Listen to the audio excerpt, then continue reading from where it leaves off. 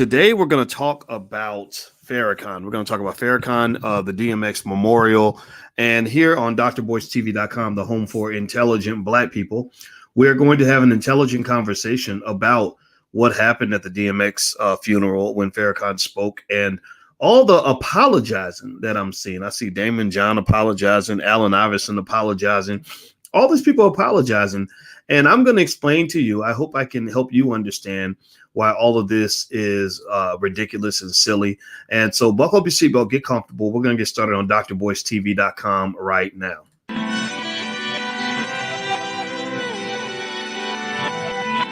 Here we are, clan the isms, cataclysm, great. Our people out here struggling, trying to make it in this state. Everybody out here doing it, but we the ones who late. Now family, we the ones who gotta delegate. Get that money in the power, never be fake.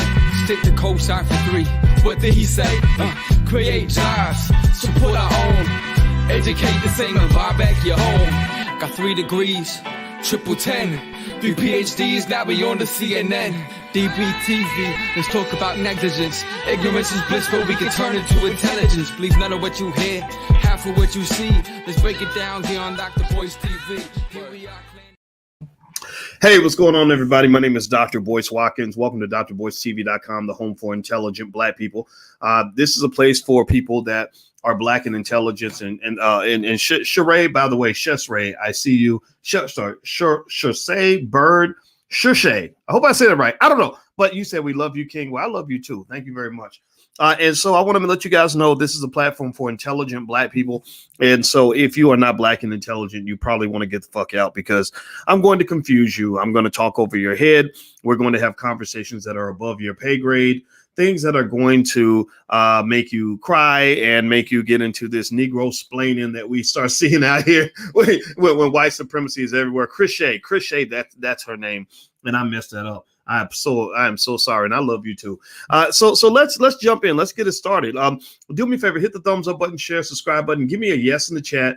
Thank you, Nikita. Let me know if you can hear me loud and clear. Give me a yes in the chat. I had some Wi-Fi issues. That's why I'm doing audio only. And also, I want to do audio only because I want you to not be distracted by my stunning good looks. I want you to hear my voice. I want you to hear the words that I say. You know, America is a country where they have trouble hearing the Black man. Nobody really hears the Black man. Nobody listens to what we have to say. So I'm gonna take my face off of the screen, and I want you to hear my voice.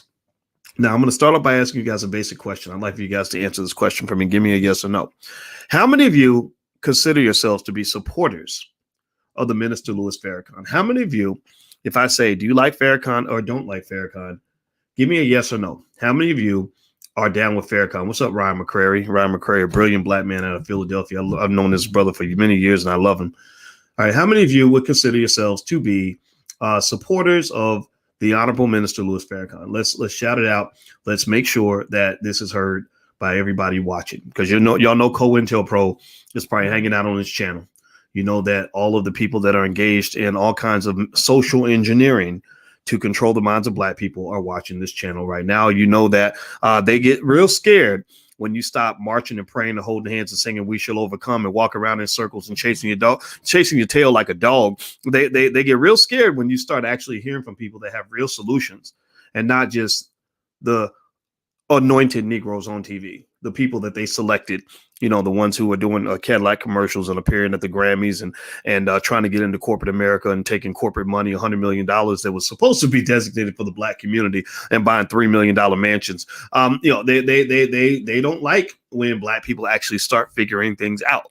You know, it becomes like a Scooby-Doo cartoon where you figure out that the person that you thought was your friend is really your enemy. And that's really, I think, a great theme for us to kind of jump into all the ridiculousness that's going on right now. Now, let's build from the bottom so we can have a thorough conversation here. How many of you are aware that the Minister Louis Farrakhan gave a speech at the DMX funeral? How many of you saw? Give me a yes or no if you saw what was going on with Farrakhan. He gave the speech. Now here's the thing. They were very nervous. They were very upset that Farrakhan spoke at DMX's funeral. They said, "My God, we took over hip hop. The people from our community, not Black people. Y'all know who runs the music industry. I'm not gonna say it because they also control media, and they'll shut the channel down if you say their name, because they are that oppressive. They are that racist. well, wait, we took over hip hop music. We're the ones who wanted black men to only hear music that teaches them how to use as many drugs as possible so we can make sure we kill them on the street. We're the ones who took over the music so we could teach black men to become womanizers and to hate black women. We're the ones who took over hip hop and taught so we could teach black men to give away all their money to big white companies. We're the ones who took over the music that taught black men to be financially irresponsible.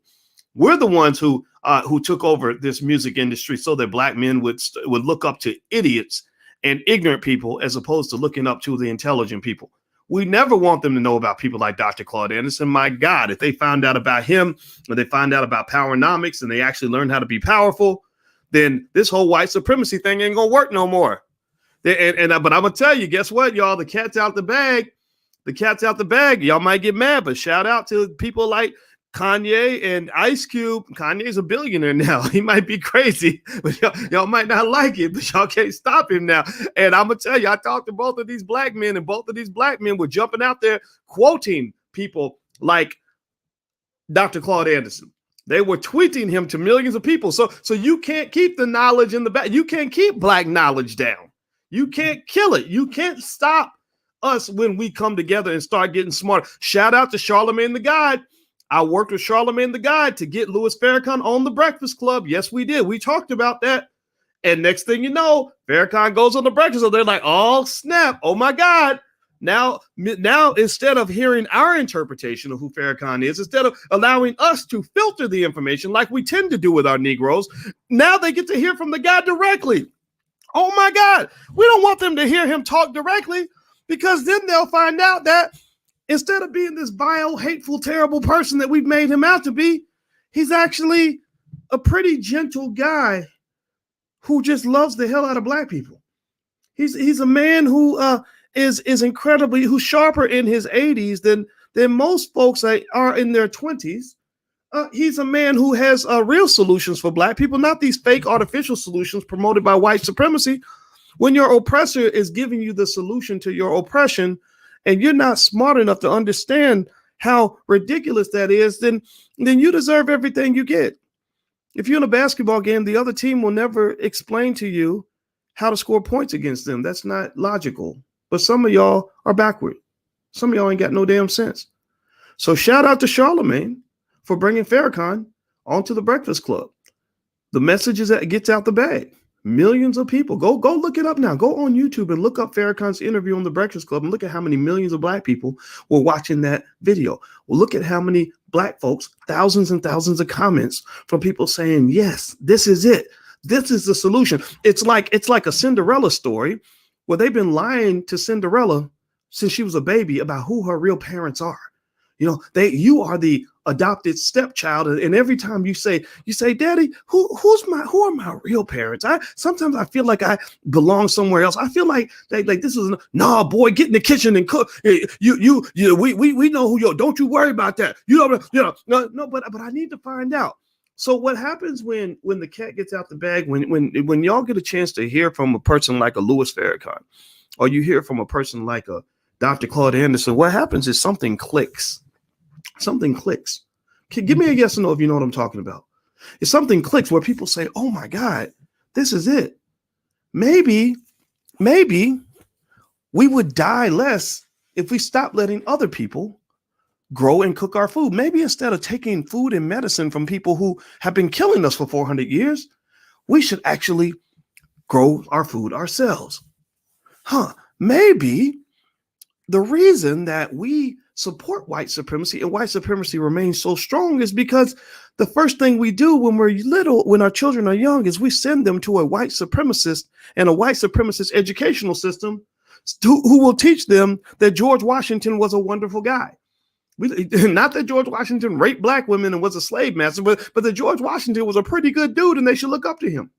Maybe part of our solution, maybe one of the ways we can actually be a little freer is if we stop breeding our children like little economic hoes to go work for white people for their entire life and work until they die for a wage that keeps you JOB just over broke. Maybe that's maybe, oh my God.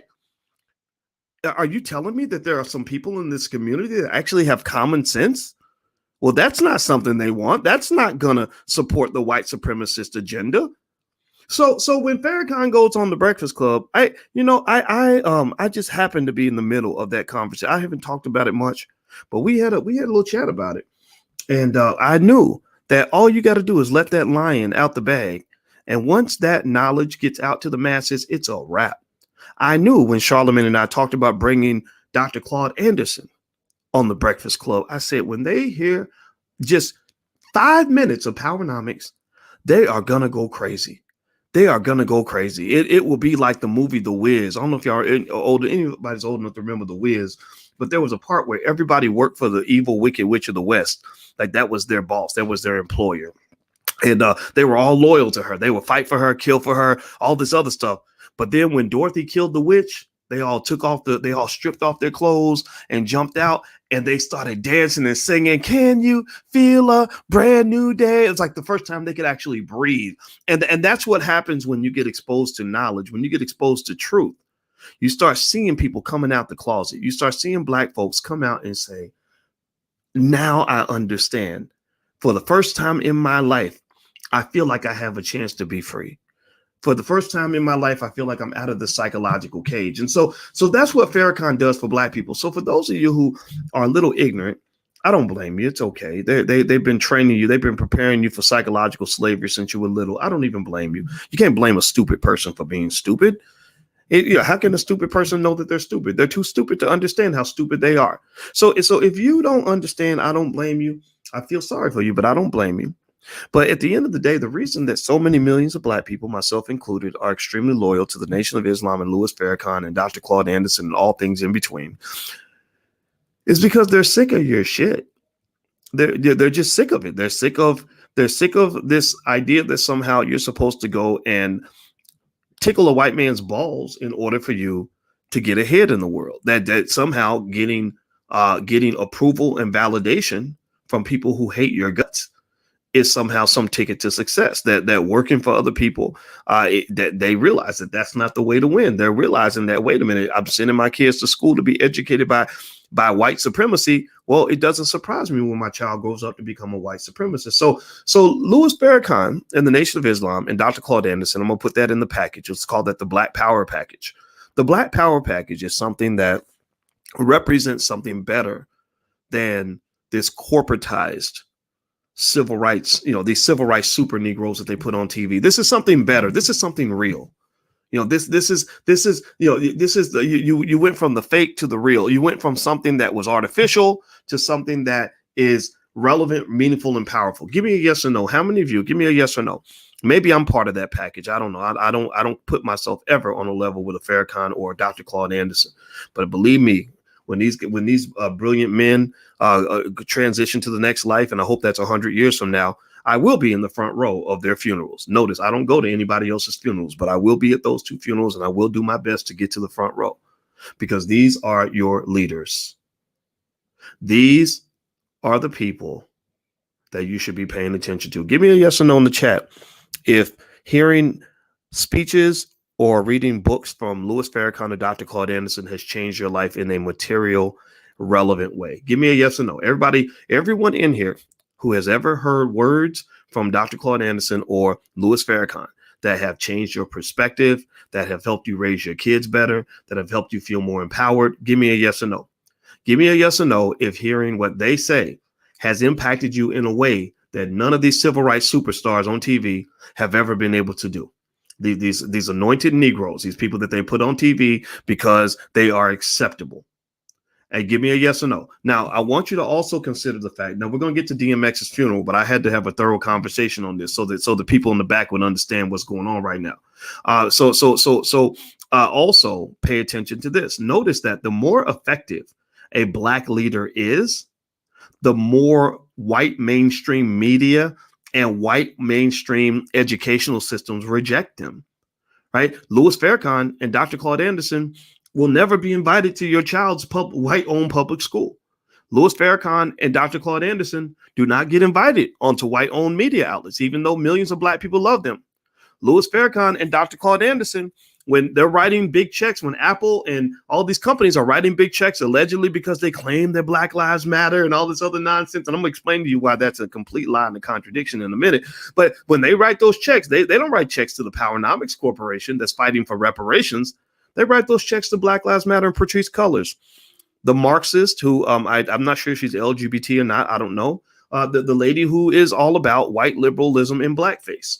That's who they write the check to. They don't write the checks to the Black people that you actually love. So I want you to really process this for a moment. Process this thing. Now let's really think about this.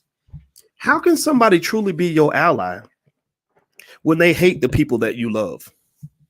How can somebody really be your friend when they love the people that you don't like? How can somebody be your friend when every time you tell them what you actually want, they say, no, this isn't what you want. We're going to give you something different. How can you be my friend? Like if I got a parent that I love and you're supposed to be my homeboy, but every time I see you, you talk bad about my mama. And I say, but I love my mama. And you say, your mama ain't nothing but a raggedy hoe. Is that person my friend? Give me a yes or no in the chat. Let me know that there's some people in here that got common sense. If every time I bring up my mama, he says, your mama ain't nothing. Your mama's dirt. But I got you a replacement mama. This lady down the street, she would be a better mama for you. And you're like, no, man, I love my mama. Like, if you love me, you will respect me. And that's the problem. These people, these so-called liberal allies of yours, they don't like you. They don't respect your black butt at all. They like you the same way they like a dog. Now, mind you, they do love their dogs, but they don't see their dogs as human beings. Their dogs are not considered to be equal to them. So you are their pets. That's how they see you. They see you as their pets. Let's move on. Do me a favor. Hit the thumbs up button, share button, subscribe button. Please do that. If you want to support the channel, you can go to intelligentblackpeople.com. That's our Patreon. We'd love to have you as one of the sponsors of the platform because Lord knows we need y'all's help because we ain't never going to be part of mainstream media. In fact, I've turned down checks from corporations. I don't want no corporate money. I will never take it. I'm not interested in that. We're too far apart in terms of ideology. So what really got me going today was I saw that Farrakhan spoke at DMX's funeral. For a black man, that makes all the sense in the world. DMX was a black man. He's a rapper. A lot of rappers respect the minister. A lot of rappers do. You have no idea how many times after the East Coast, West Coast beef between Biggie and Pac occurred that rappers were brought in by the minister to settle beefs that could have led to somebody getting killed. So white supremacist media, they got Biggie and Pac killed. They created a beef where there really was none. They took two guys who were previously friends and created this false narrative of East Coast versus West Coast that got a bunch of people killed. And that's because they like to use you as a source of entertainment. They like to use you as a source of revenue. They do not care about you as a human being or care about your survival. Well, after the East Coast, West Coast thing blew up and Biggie and Pac both got killed, the minister saw that there was some other beefs. This is one among many where Common, the rapper Common, and Ice Cube actually got into it. Y'all have seen Ice Cube. He's been on this channel. And apparently they went back and forth a little bit. And Farrakhan brought these two brothers together for a summit. And at that point, and I haven't talked to Cube about it, but my impression is that those two have been friends for the last 20 years. And Minister Farrakhan was the guy who was able to negotiate that peace and bring together their differences. Now, this is significant because a lot of the love that the minister gets is driven in part by the fact that black men, there are black men who don't respect anybody else who respect the minister because they know the difference between somebody who loves them versus somebody who hates them. They know the difference between people who want them to do well versus people who want to put them in jail. They know the difference between people that care about their well-being versus people that are using them to make money or sell magazines. So here's the thing that's very fascinating to me. That's really interesting. The media loves to constantly repeat this narrative, that Farrakhan is hateful and he's this and he's violent and everything else. So let me just tell you, I'm just going to break down 1,000 reasons why that's complete bullshit. I just gotta just lay it for what it is. First thing, let's start from the beginning. All right, I'll start with a story. And this will explain exactly how this works. I used to have a white friend back 20 years ago. Her name was Susan. She was a white lady. Real true story. And one day I talked to Susan. It was shortly after the Million Man March.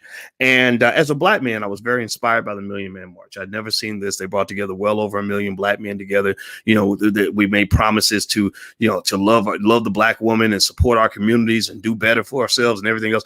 All the things that white supremacists hate. White liberals don't like it when black people actually become self-sufficient, because then you get away from this nonsense about how you need the government and you need them to come save you. And so I told her, I said, I didn't get to go to the Million Man March. I wish I had, because I hear that it was amazing. And I'm thinking that because we're friends and because she's a liberal, that she would understand why I appreciated the love and support shown by the Nation of Islam. And then she says something out of the blue. She says, well, Farrakhan, he's an idiot. And I said, he's a what? And she said, he's an idiot. I said, okay, so what makes you say he's an idiot? She said, I don't know. He's just an idiot. I said, okay, well, have you ever read a book by the minister, to make sure you can verify your position that you think he's an idiot? She said, no, but he's an idiot. I said, okay, have you ever heard a Farrakhan speech? Have you ever watched any of his speeches? No, but I just know he's an idiot. Okay, have you ever even heard him talk for more than, say, 3 minutes? No, but I just know he's an idiot. Well, just so you know, I never spoke to her again. But I also say this defines that one experience summarizes exactly how most of America views Louis Farrakhan, how most white America and white supremacist America. How about that? There are some white folks out there who I think are wise enough to understand what I'm saying. It's not like they're listening to some dumb Negro. I had more education by the age of 25 than most of them will ever have in their entire lives. So there are some out there who are smart enough to get what I'm saying. A lot of times when you see people having that knee-jerk reaction to the minister, it's driven by the fact that they've been brainwashed by media.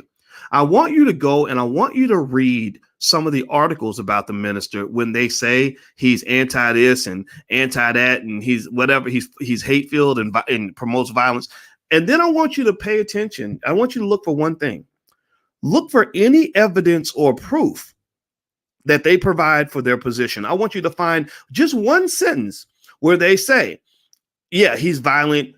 This is what he did that was violent, or he's anti whatever. This is what he did. They don't do that. They don't provide proof. And this is real subtle. I want y'all to pay attention. This is how white supremacy works. White supremacy works based on this idea that white folks, some of them, the bad ones, not the good. If you good white folks and you here listening and you just down for the cause, and God bless you, you can be here. I ain't gonna hate you. I'm not into hate. I'm into black love. So don't be scared.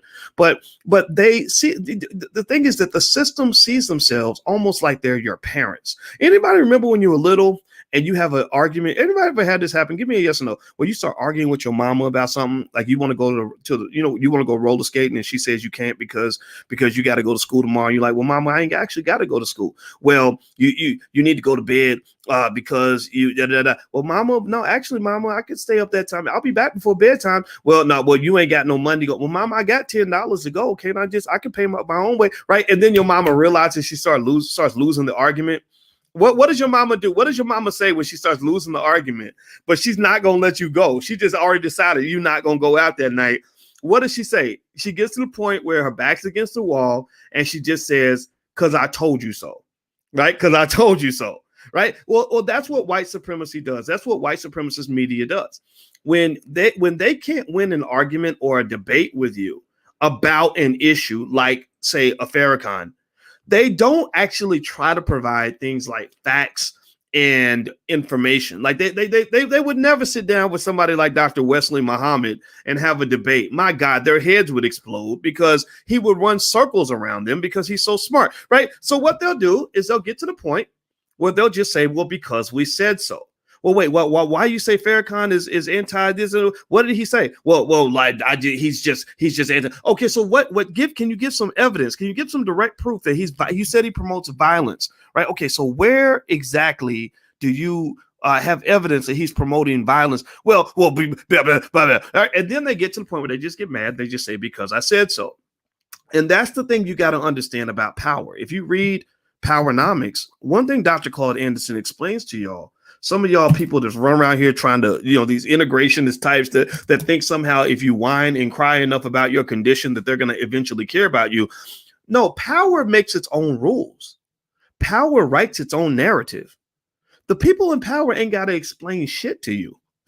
Right? So they look at you the way your mama did when you started winning the argument, and you're like, I got you, mama. I got you, mama. And then she's like, no, because I said so.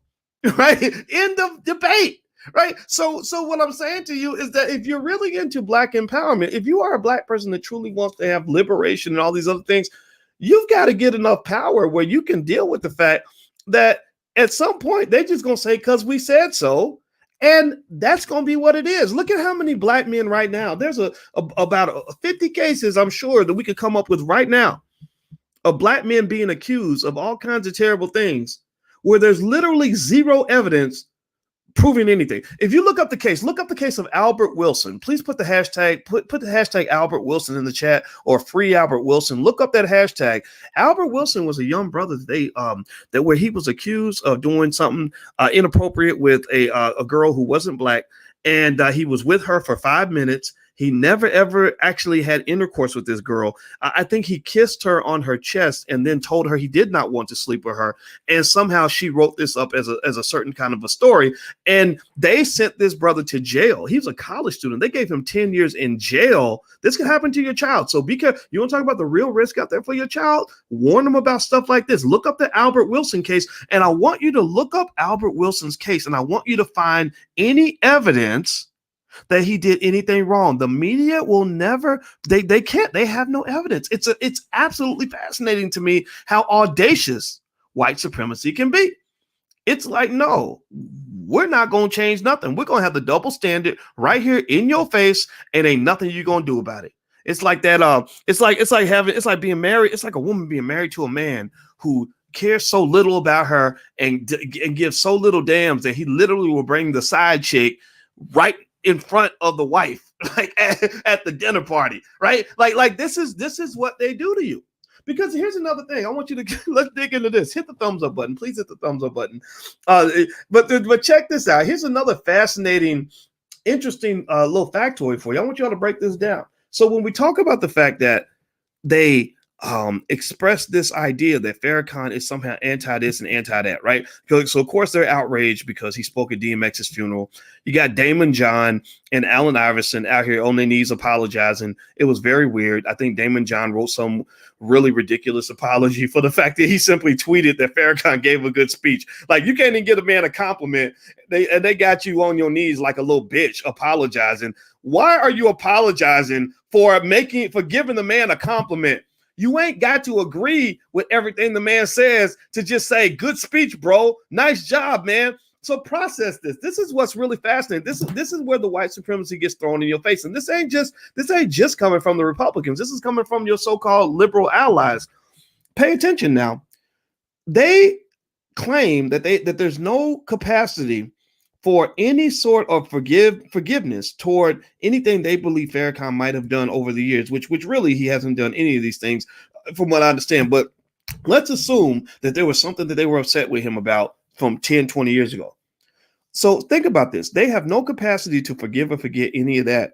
But Joe Biden, your president, was hanging out with Klansmen. Like, does anybody know this? Does anybody know Joe Biden's history on race? You want to talk about hate? Joe Biden used to, one of his best buddies was Strom Thurmond. Is anybody old enough to remember how racist Strom Thurmond was? Strom Thurmond was the most notorious racist in all of Congress. I'm gonna pull up a picture so y'all can see it. And they didn't just know each other. It wasn't just guilty by association. Like, they were homies. Like, they were partners in crime.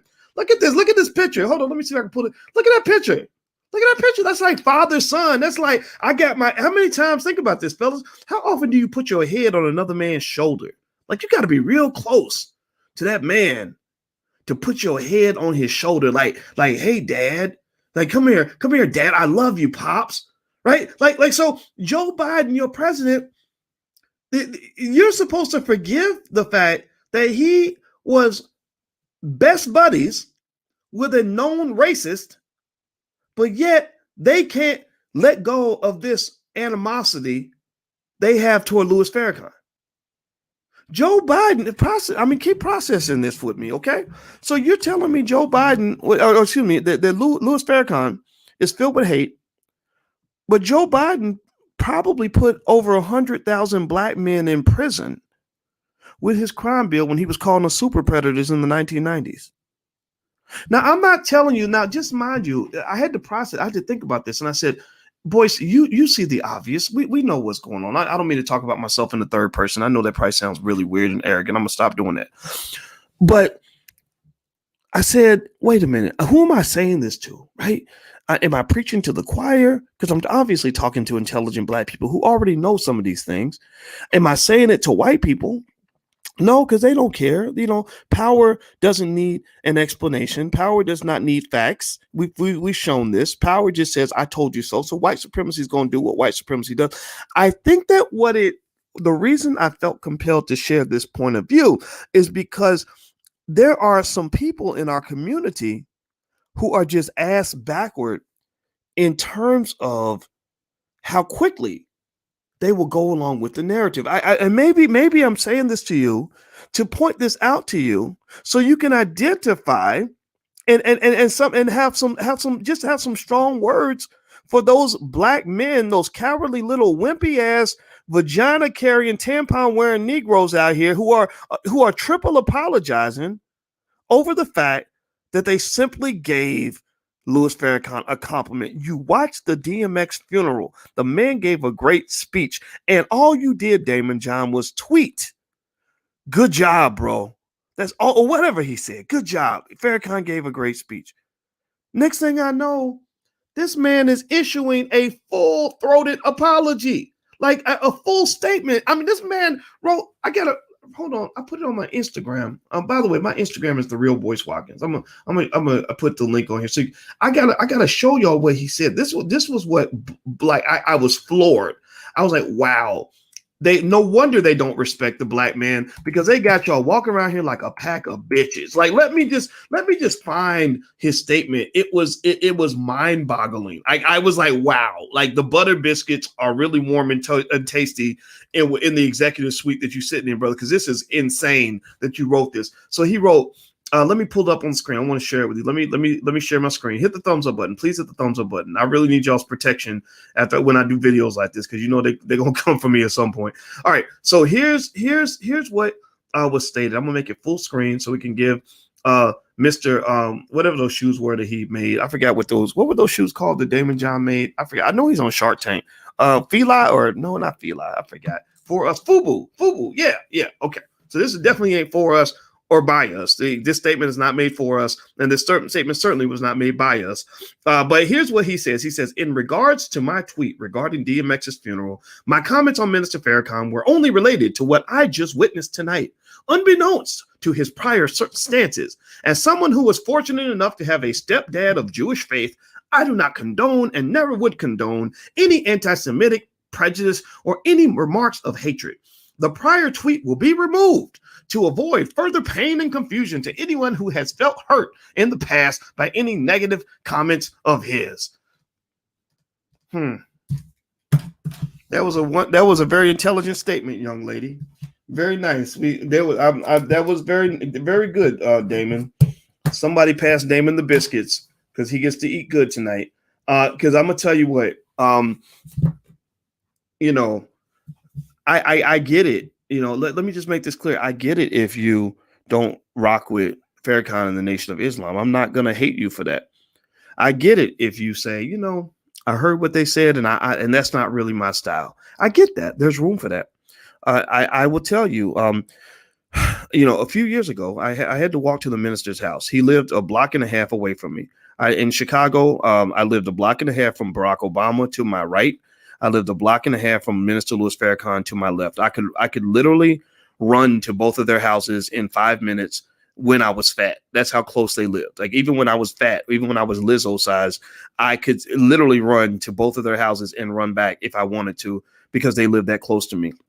I never wanted to go to Obama's house. I'm not impressed because a bunch of white people voted for you. That doesn't mean anything to me. But I went to the minister's house several times. And I remember one time going to his house because we had to speak about something that somebody had said on my platform about him that I did not agree with, that I found to be unacceptable. And I was incredibly impressed by the manner with which, the gentleness and the wisdom he showed in terms of how he responded to what I thought was an incredibly unfair criticism. I don't know if I could have been that balanced and that measured. And so when I think about this, I think about how there's an appropriate way to respond to things you disagree with. And then there are responses that border on the absolute asinine. The fact that Damon John does not agree with Farrakhan is not the problem. I don't think the minister is in any way offended if black people don't see eye to eye with him. The Nation of Islam, most of the brothers and sisters I know in the nation are about the most open-minded people I've ever met in terms of being able to have patience with some of the dumbest black people I've ever seen. Like, they can sit there and talk to somebody that's incredibly ignorant and be as forgiving and accepting as I've ever seen anybody. That's something that they're trained to do, and I love. That's what I love about them. But in this case, when I see what Damon did, it's interesting to me that he did kind of a Nick Cannon, right? He didn't just say, Farrakhan did a good job tonight. I'm not really a fan, but tonight he really knocked it out the park. He didn't just say, hey, I'm not going to say nothing. I'm not going to tweet nothing about it because I don't really want to cause no problems. No, he literally issues a complete public statement. And then he takes down the tweet and is apologizing when, and you're just like, what are you doing? Why are you, wait a minute, hold on. It's like if you bump somebody on the shoulder and you say, oh, my bad, man, I'm sorry. That's one thing. But if you're like, man, I'm so sorry. Let me lick your ankles. Let me babysit your kids for a year. Let me, please. I'm going to be on your doorstep every morning on my knees to make sure you forgive me. Like, that's very weird. And that is about the most emasculating disposition that a black man can ever take. It's okay to apologize when you're truly wrong. It's okay to back off of the situations that you don't want to be involved with and choose your battles. But when you're over apologizing, that means somebody's got your balls in a vice grip. That means that they really are putting the squeeze on you to the point where you've humiliated your whole entire family with your bitch-like behavior.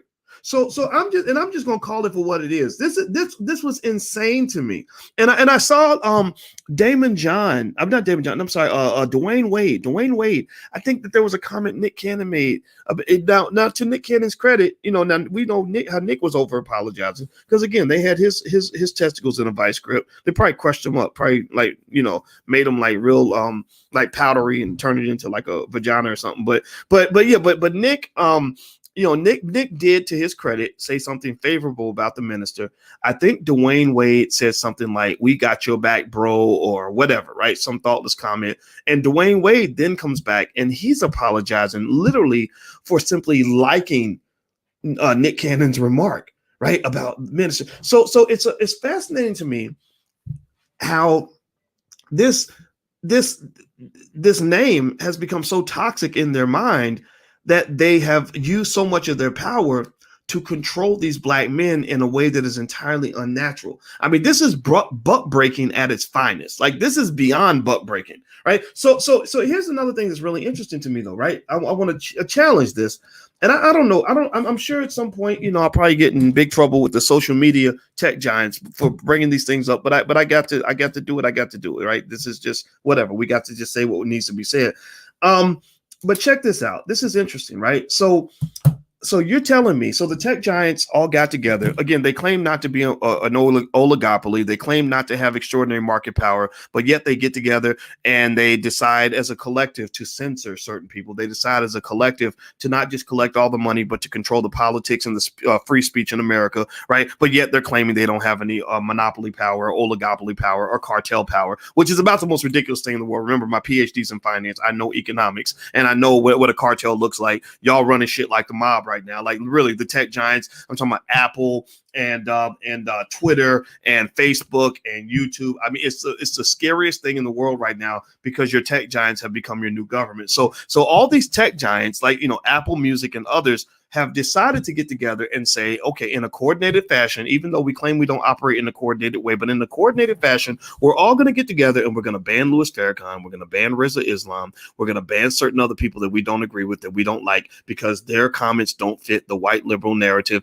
And then the reason, then the justification for which they provide no proof, is that Farrakhan promotes violence. Okay, interesting. So he promotes violence. He promotes hate, right? Hate is a word that is commonly used when it comes to Farrakhan. Tell me, give me a yes if you're following what I'm saying, because I'm about to make a point. All right. So here's what's interesting to me. So these same tech giants, these same companies, Apple Music and Spotify and others, and all the tech giants have gotten together to claim that we're banning Farrakhan because he promotes hate, right? He promotes racial hate, right? Okay, fine. You got no evidence, but whatever. Simultaneously, these same platforms promote rappers who will call black people the N-word every day of the week and twice on Sundays. You got artists that you promote that will rap. They literally will put "die nigga die" in a song, and you will promote that song. I mean, think about this, right? So you're telling me that Farrakhan is hate and violence and whatever, and the man is as gentle as they come. Show me the video. Show me where he showed up, trying to hurt somebody. I ain't seen it. I've not seen it. But yet you are promoting, you're making money off of artists that literally, not figuratively, not metaphorically, not tangentially, but directly and specifically promote the killing of black people. Have you heard the lyrics? Have y'all heard some of the words that are in these songs? And I want to ask y'all a question. Give me a yes or no. I'm revealing the racism here. I'm revealing the white supremacy among your so-called allies right here. Give me a yes or no.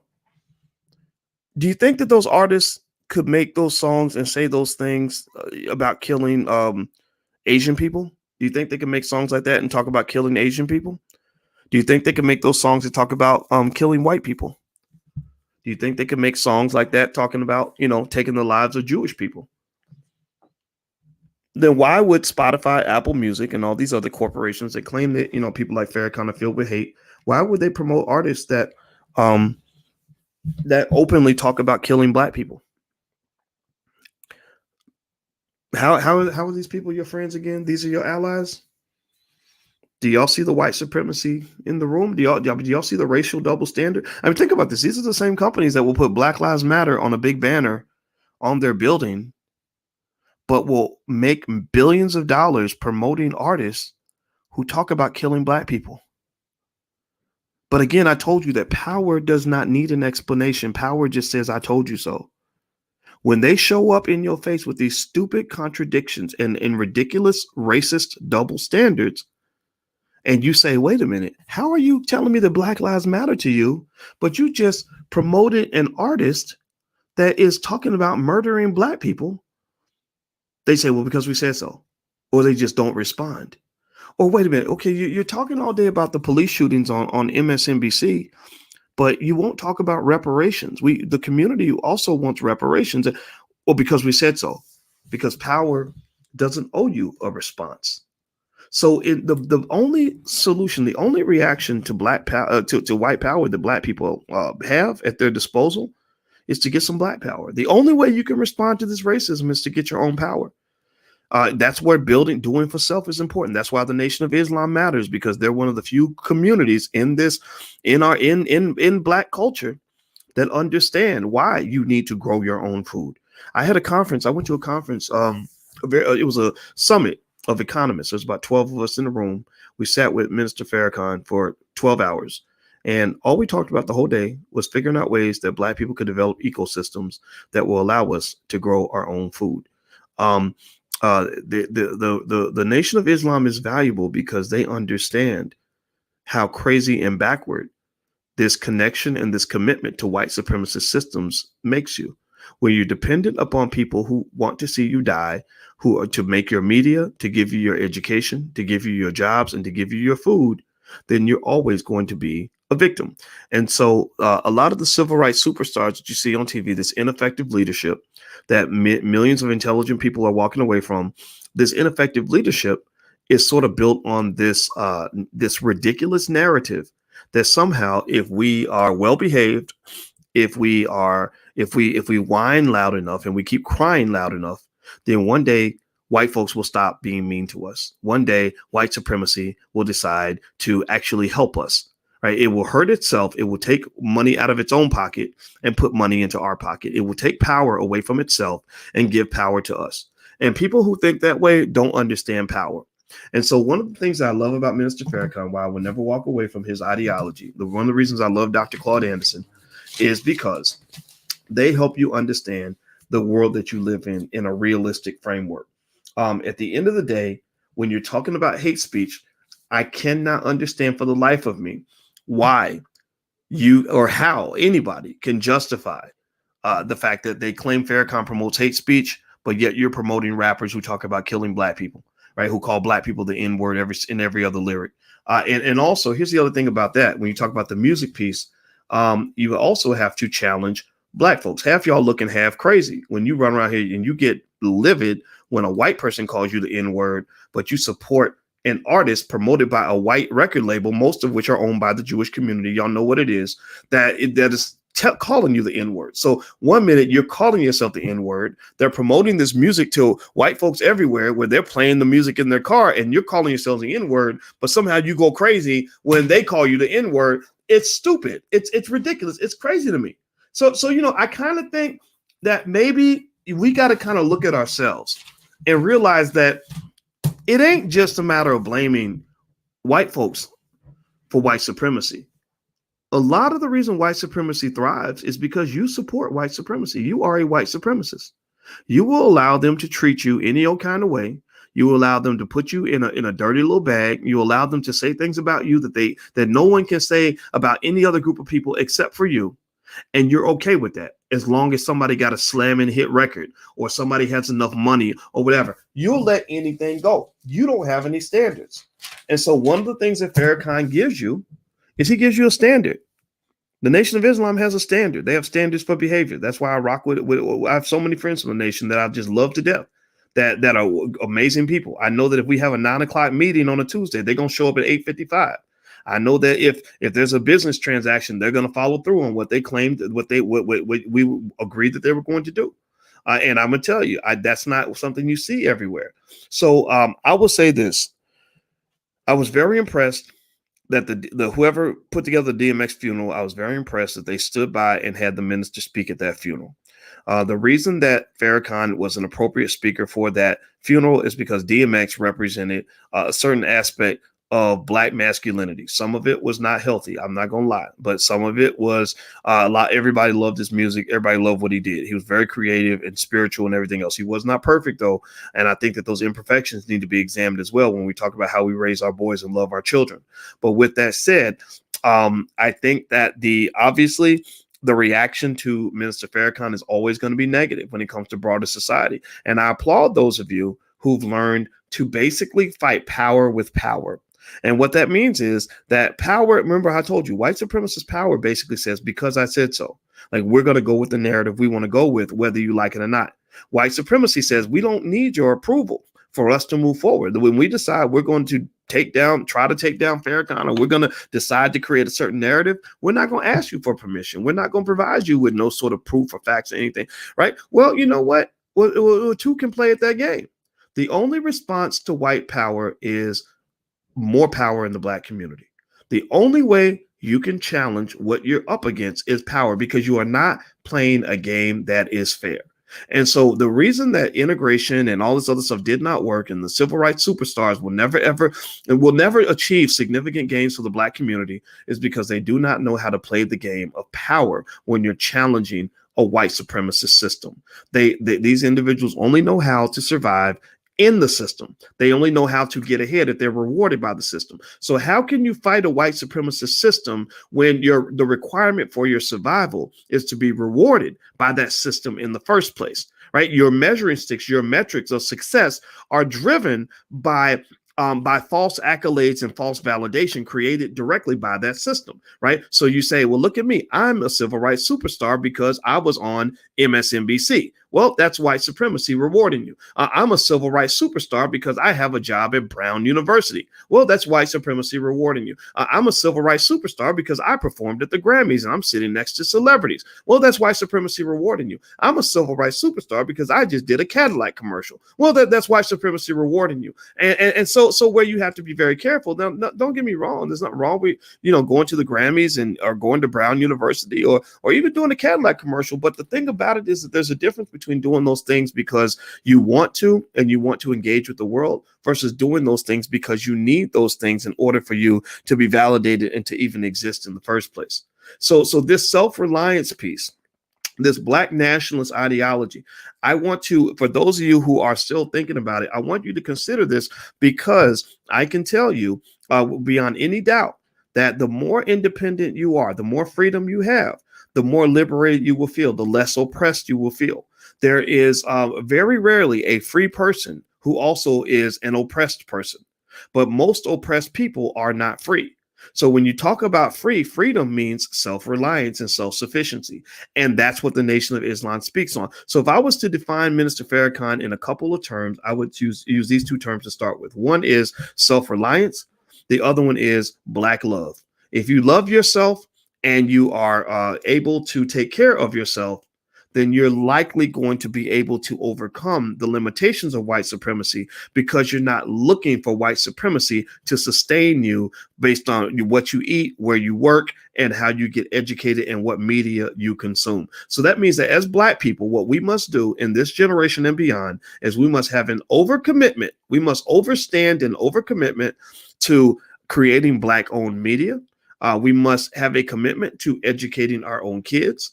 We must have a commitment to starting our own businesses, thousands of them, and we must have a commitment to formulating our own ideas, so that we're not sort of expecting like a dog chasing its tail. The dog would never catch his own tail. So when you're looking to the white supremacist system to give you the tools to overcome a white supremacist system, that makes you the biggest sucker on this earth. So I'm not really going to be mad at Damon John. He's just one guy. He's on some stupid TV show. I don't even watch it. It doesn't matter to me. But I will just tell you that a lot of times the reason that when these men step out here and they're over apologizing and Negro splaining all the way to the ends of the earth and apologizing even when they weren't asked to apologize, that pretty much shows you how emasculation will occur when you are dependent upon people who don't like you and don't wish well for you to pay your bills. It may feel good because you shining. It may feel good because you're driving a Bentley. It may feel good because you're living in a mansion. It may feel good because your mama saw you on TV. But at the end of the day, when push comes to shove, when the heat is on, when the pressure gets heavy, you buckle like a bitch because you have to, because from the very beginning, from a strategic standpoint, you were not intelligent enough to realize that when you let them put you in that corner, that the same people who prop you up are the ones who can tear you down. The same ones who put money in your bank account can take that money out. The same ones who made you famous can make you infamous. And so if you don't believe me, go ask some of these other people, like, say, unfortunately, Mr. Bill Cosby, who once thought that he was doing extremely well because he wasn't Black no more. Or that O.J. Simpson, who used to think that the rules didn't apply to him because I ain't Black, I'm O.J. No, you always going to be Black. And believe me, the minute you get out of line, they're going to remind you of exactly how Black you are. So I would just say this to conclude. Farrakhan for life, for me, don't care what nobody thinks. Don't care what anybody says. I support the man. I will support the nation to the end of time. And also, it was great to see him at the DMX funeral. I didn't watch the memorial. I just don't watch funerals and stuff like that. But at the same time, I was happy to hear that he spoke, because I think the world needs to hear from him. If you're looking for solutions, again, not people that make you think that they're solving the problem or pretending to solve the problem. If you're looking for people that can really solve the problem, listen to people like Farrakhan and Dr. Claude Anderson. Those are two of the greatest leaders in the history of our country. Those are the ones who will lead us out of the abyss. So I hope you guys get what I'm saying. If you could, please hit the thumbs up button, share button, subscribe button before you go. Also, just to remind you, if you believe in supporting Black-owned media, we're doing Black Movie Night. We're going to watch the movie Steps on Thursday night at 8 p.m. It's sponsored by the Black Business School. It's totally free. So you can register at blackmovienight.net. Just go down the page and look for the registration link and sign up and join us. We'd love to have you there. All right, guys. So I hope you have a good night, and I'll be around tomorrow. And hit that thumbs up button, subscribe button, share button, all that stuff before you go. And I'll talk to you soon. Love you. Bye-bye.